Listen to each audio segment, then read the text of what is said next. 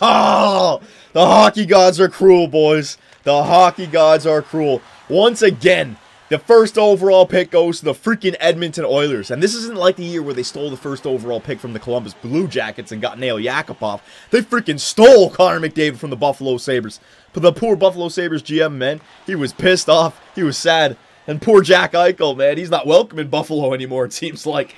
My God, we'll get into this, boys. We'll talk about it. It was a very exciting draft lottery. I like the way that they did it. It didn't take very long. They got right into it. And, man, when the Toronto Maple Leafs came up and that bald guy, he was showing the cards, I was hoping and praying to see a gold Maple Leaf card. But no! It's got to pass us and the next freaking team, the Edmonton Oilers, who have had all the help in the world since 2010 with draft picks. They get the #1 pick, which is probably going to be Connor McDavid. We were so damn close. If we could have just lost a few more games and let the Edmonton Oilers pass us, we would have had 3rd place and Connor McDavid would be in Toronto. But no, he's got to go to Edmonton. So let's get into this, boys, just because, man, when you look at the last, 6 years of drafting for the Edmonton Oilers, well, this would be the 6th year. 2010, Taylor Hall, 1st overall. 2011, Ryan Nugent-Hopkins, 1st overall. 2012, Yakupov, 1st overall. 2013, they finally got a defenseman, Darnell Nurse, 7th overall. Last year, Leon Draisaitl, a center,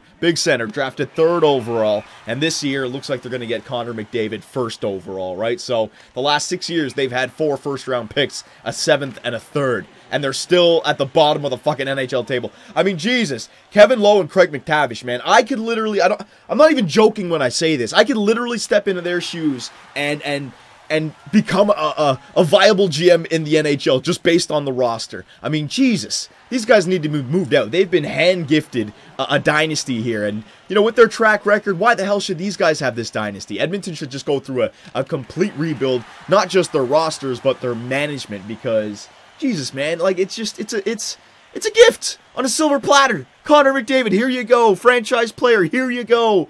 I mean, God damn it, man. And I mean, it's not the end of the world for the Toronto Maple Leafs because it's not like a team behind us got the 1st overall pick, which would have pushed us back to 5th. The way it is right now, Jack Eichel, McDavid go 1 and 2. 3, 4, 5, it looks like it's going to be Strome, Hanifin, and Marner. You know, I don't know which order they're going into, but the Toronto Maple Leafs, that's good for us because we're getting a center or we're getting a defenseman, and that's fine for our rebuild, right? If we would have been pushed back to 5, then maybe we would have... I was hoping that we would get Strome or Hanifin, right? I was reading some articles and saying that Marner might be the choice for the Toronto Maple Leafs if Strome is gone because we want the center. I don't really care. I just want a center or a defenseman, so I'm fine with that. But, oh, it was so tense, man. I really thought we were going to get Connor McDavid. But, you know... The Edmonton Oilers, they got some serious questions to address right now, and Oiler fans, I want to know what you guys have to think about this, just because, what do? Do you hold on to everybody and just wait a few more years and maybe get Austin Matthews next year and just wait naturally for everybody on the team to turn into stars? Or, now that you have Connor McDavid, do you start to make some moves this offseason to try to be a playoff team next year? Maybe you won't be a playoff team, but you don't have to be a bottom feeder team that's out of the playoffs after the first 20 games. That's what I'm saying. You guys could be eliminated from the playoffs game 65 or something like that, rather than, you know, the Edmonton Oilers this year where we knew by November they weren't making the playoffs, right? So I think you should make some changes. And the way I see it, you need a future D-man and you need a future goalie. End of story. Justin Schultz, even if he is a future D-man for you, he's offensive. You need a Shea Weber type, you know what I mean? Now, I'm going way off the board here, but that's what I mean. You need a Shea Weber type. You need a Alex Pietrangelo type. You need a Drew Doughty type. You need a franchise defenseman. You have plenty of franchise talent up front, but you need that franchise defenseman. So the way I see it for the Edmonton Oilers, obviously you hold on to the Nuge and Hall, all right? I don't know if you play them together, but you hold on to the Nuge and Hall. You hold on to, what's his name? Connor McDavid, and you hold on to Nail Yakupov. The reason I say hold on to Yakupov is because he's going to be playing on the wing with Connor McDavid or Ryan Nugent-Hopkins down the middle. Eventually, Nail Yakupov's trade value will go up. He's going to have a good point-producing season eventually, being the winger for those two centers, right? So that's the way I see it. Hold on to Hall, hold on to Yakupov, 2 wingers, hold on to Nuge, hold on to McDavid, 2 centers. There are your 4 skilled players in your top 6 for the future, and then guys like Draisaitl and Jordan Eberle.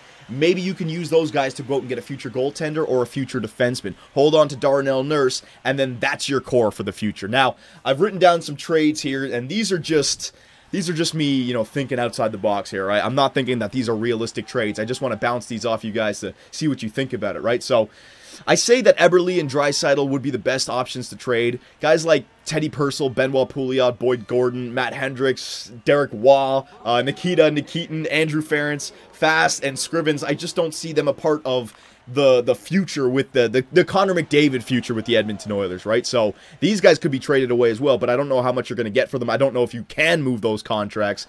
But goaltenders that you could look for, maybe a Zachary Fucale from the Montreal Canadiens. I mean, Carey Price is going to be the guy there, so maybe a guy like Leon Draisaitl to Montreal for Fucale and maybe a top prospect or a top pick. I know Draisaitl is a 3rd overall pick, right? So you definitely want to get something back for him. Montreal, I know they want some center depth for the future. Galchenyuk and Draisaitl. Then they have Price. They can ship you Fucale, right? Again, these are just ideas I'm bouncing off you guys. This is what I mean, though. I don't think you guys should hold on to all these players. I think some trades should happen. How about a guy like Malcolm Subban out of Boston?